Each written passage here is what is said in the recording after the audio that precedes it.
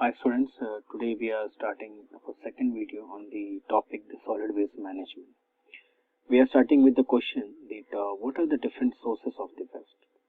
Now as I mentioned earlier in the video that types and the sources, generally these answers go side by side, means they are having some equal overlapping points. Now the first source, the domestic one. Domestic means from the residential area what type of waste we are getting, and that waste can be concluded as these are the domestic waste, the plastic bag, plastic, cardboard wrapping, broken glasses, stationery, whatever we are finding from the residential zone, that will be the domestic waste. For introduction, I have mentioned the refer to the question number 1 from the last video. Second, that source is the industrial and the commercial.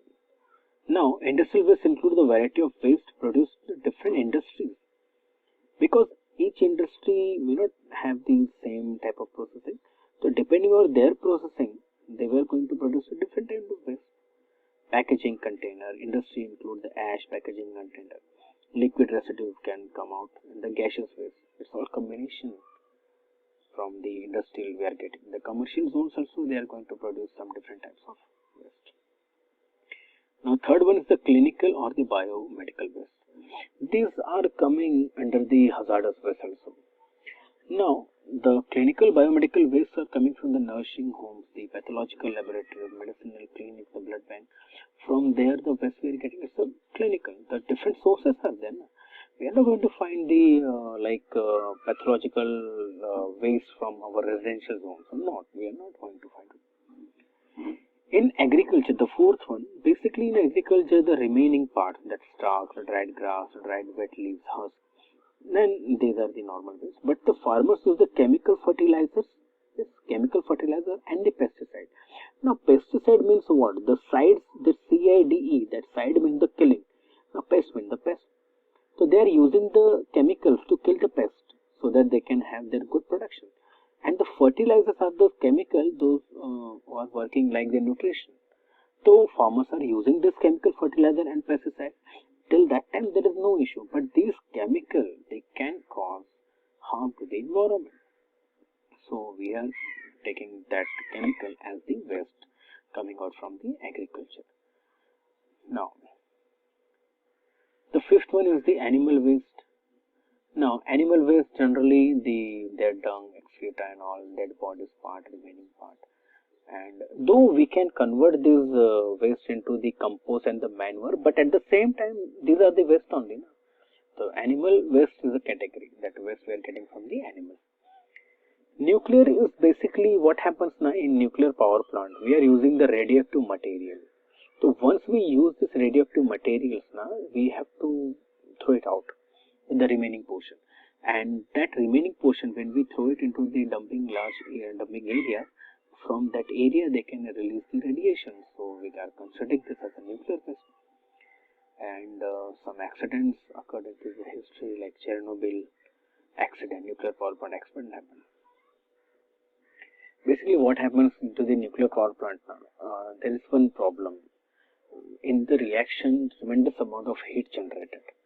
And if there is an improper management in controlling that heat, so it can explode and it will find its way to harm the environment at that time.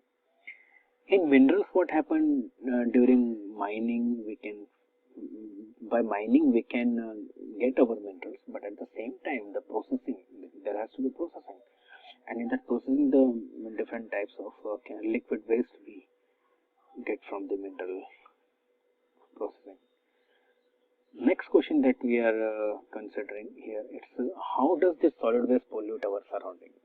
Means the effect, in general terms, the effect of the solid waste, how it is leading to hazard to the human or the other animals.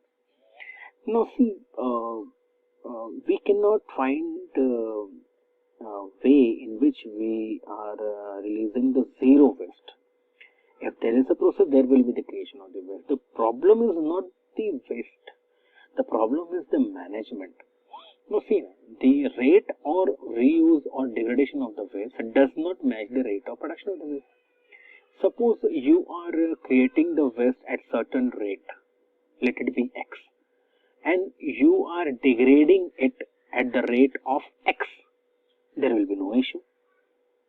Suppose in one day you are producing 1000 ton of the waste, and at the same day only you are degrading also 1000 of the waste, there will be no pollution. The problem arises when the rate of production of the waste is high and at the rate we are degrading it is low. There will be the accumulation.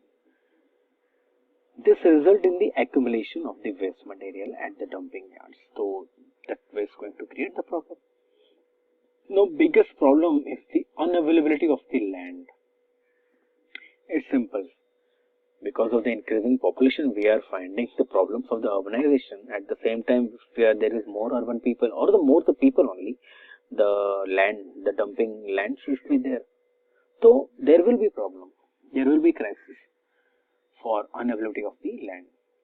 Then pollution of the land. What happens now when we throw waste to the dumping grounds? So at that place, it can going to cause the water pollution, the air pollution, the soil pollution. So pollution of the land is the second problem. The loss of biodiversity. Now biodiversity means what? The difference. Diversity means the differences. So differences in the living things. So what will happen when we throw some waste into the river system? There may be some chemicals, and that chemical going to kill some species. And that species, if it is dying, that means we are losing one species from the earth. So that's a diversity loss we are facing. Then dumping of the solid waste. What happens sometime during the festivals, we find a huge amount of the waste like the Nirmalya leaves and all. So there will be the issue of dumping of solid waste, how to decompose, how to dump it.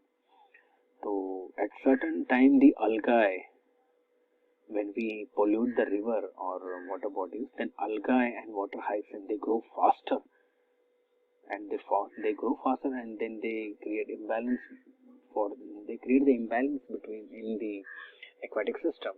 That is the problem occurring in the river system. Then social impact. Social impact basically it's not directly. Suppose we find some poor children, they are collecting the garbages from the dumping area site or waste bins that we have kept it. So that is the problem for the society. It's a social impact. If we are not having such management that poor people, they are getting good jobs, they are doing such things. So that's a social impact. Now, the two major issues that we find, the bioaccumulation and the biomagnification. It's just too simple. Like accumulation means they are accumulating. Accumulating where? They are accumulating into the bio, means the living things. Now see, for this you have to understand the food chain. Food chain means what? Suppose some plant is there, it is eaten by the goat, and then some animals is eating the goat. So what will happen? From one species we are moving to the next one, the higher one. So what happens? Some chemical, if it get trapped into one species and accumulated there, it will be a bioaccumulation.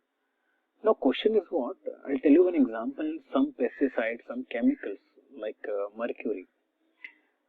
It caused somewhere in Japan.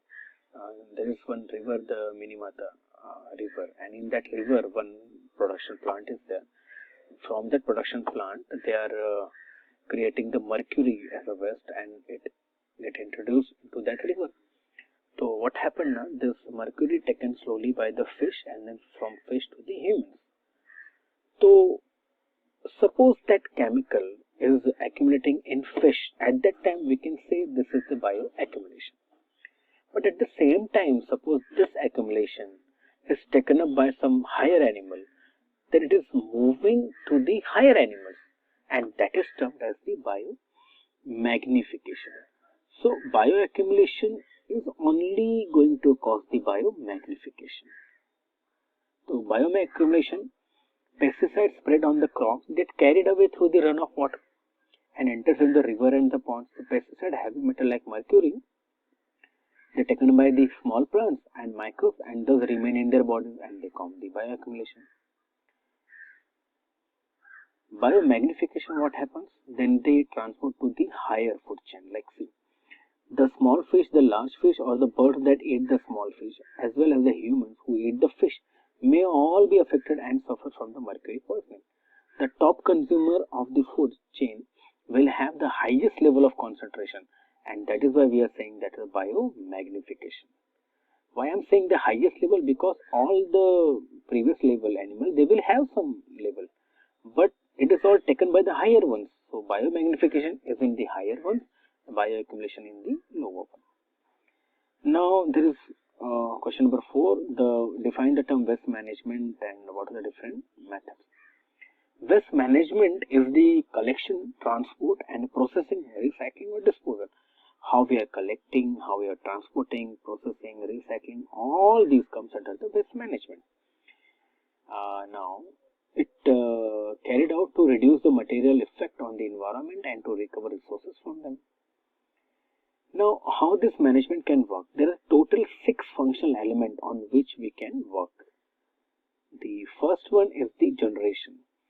As I mentioned the rate, suppose at this stage only we are producing waste at a lower rate, it will be a good. The generation way we have to do something.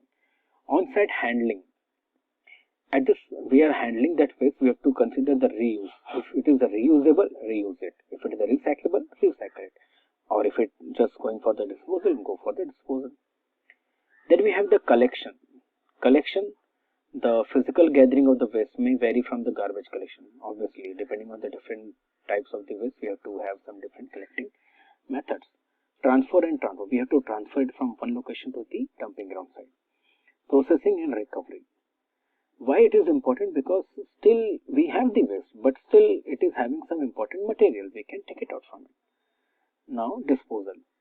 This disposal part we will take into the next lecture. So I hope today's lecture there will be no issue. If you have any doubt, just comment me. Again, I'm saying stay home, be safe.